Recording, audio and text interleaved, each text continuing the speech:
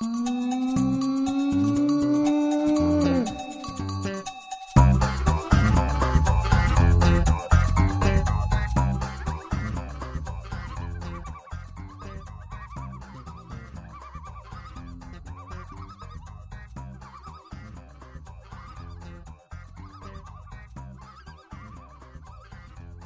this one, it's a little bit different in the tools. We're gonna need a screwdriver, and I always have a flat screwdriver available too because it seems like there's always something that needs to be pried.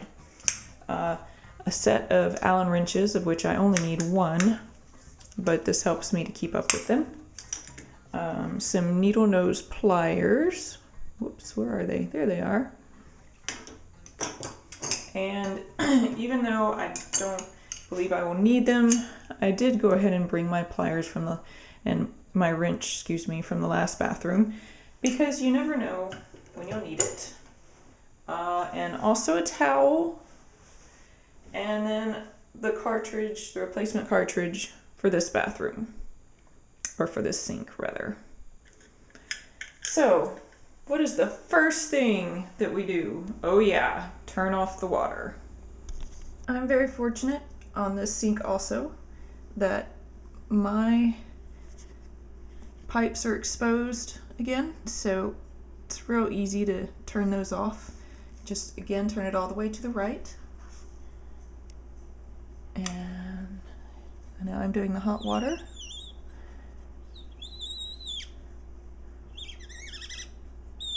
You may have to dig around a little bit under your sink to get to your pipes, but just again, be sure that you turn them off, because otherwise whenever you take your faucet apart, you will have water come spewing out at you. Now, this is another one of those mysterious water faucet manufacturers that does not put their name anywhere very apparent. So once again, you go around to the hardest place to find, and that's where it's going to be. Now, my camera's not good enough for you to read it, but the name is etched back here, very tiny and very hard to read, but this is a Grohe. And the problem with this one was that it's been leaking. Actually, you can see probably the puddle of water that's gathered around it. It's been leaking out from this area right here, and what's happened is that the gaskets that are in there they're old. They're 15 years old or so, and that's pretty old in gasket years. So the next question on this is, how in the world do you get that top piece off? And with a lot of these, they have a really neat little thing. It's a little dot right there. And when you pull that little dot off, which, by the way, before I do this, I'm going to be very smart. I'm going to plug the sink with the towel to make sure nothing goes down the drain that I'll regret. So I'm going to pull this little rubber dot off. Oops. So this is the hole that requires the Allen wrench, not the hole, the screw. And I'm just going to go ahead and unscrew it. And likely if you have a single-handled sink, it will be something akin to this. So there's just this plastic piece here in the top, and there's another screw. So since you saw there was another screw here, got to get this piece off. So I'm going to go ahead and unscrew that. And then all that we're left with is this piece, which just twists right off. It's I don't know if you can see the threads in there, so it just twists and lifts. It wasn't on very hard anyways. And then we're down to the cartridge.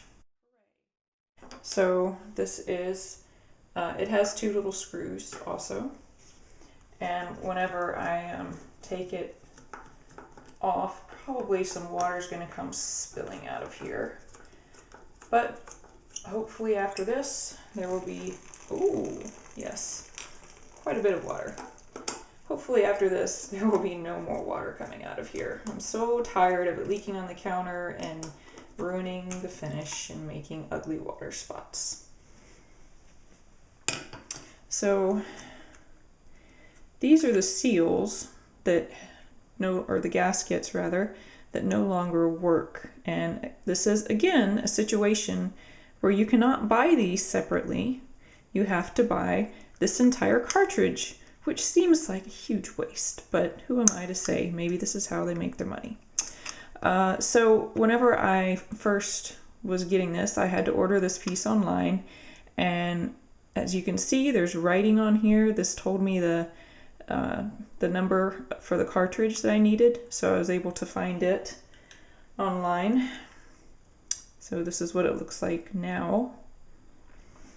So you want to wipe off some of this excess water and junk, and I clean this really good with steel wool. If there's any deposits or anything, you can get, vinegar actually cleans things really well.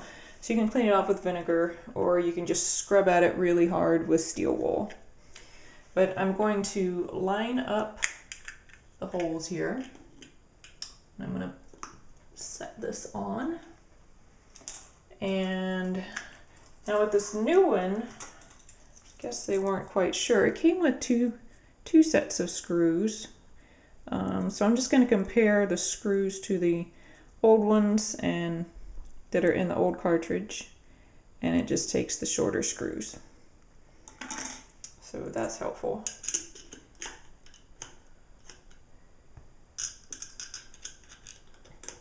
Again, this is much better than having to completely replace the water faucet, because if you've looked into it, and I'm sure you have, they are not cheap. And when you're tightening screws on these things, it's kind of recommended that you tighten them equally at the same time. So don't cinch down one super hard and then go and do the other. That you should do them approximately at the same time. Okay, so I'm just doing a firm here, not over tightening it once again, because that just will lead to trouble down the road. And this has the gasket on, and then I'm going to slide this piece on here. Now I was just looking at this. I'm going to take this back off. This piece does not fit on here, so this little thing I believe is optional. So I'm just going to remove this screw. Whoops. It was a washer. Well, never mind. I won't need it anyways. Remove that piece. And now I am putting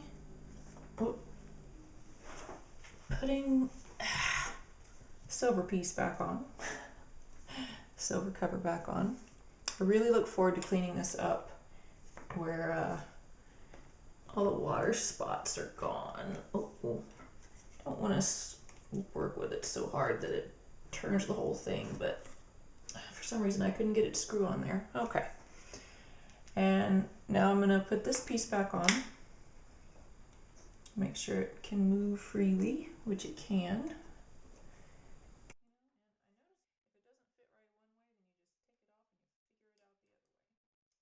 Okay, fantastic. That's much better. So now I'm just got to get this handle hooked correctly under that piece so that I can get my Allen wrench. Remember, we had this little screw right here, the hex head screw, and I'm just going to screw it back in.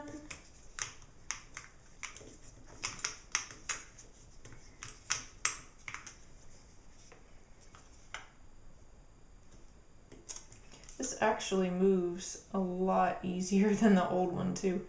All right, and my little rubber stopper.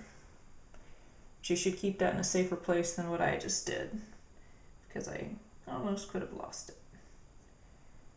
And turning the water off so that I can turn the water on. Now I'm just going to turn these back on.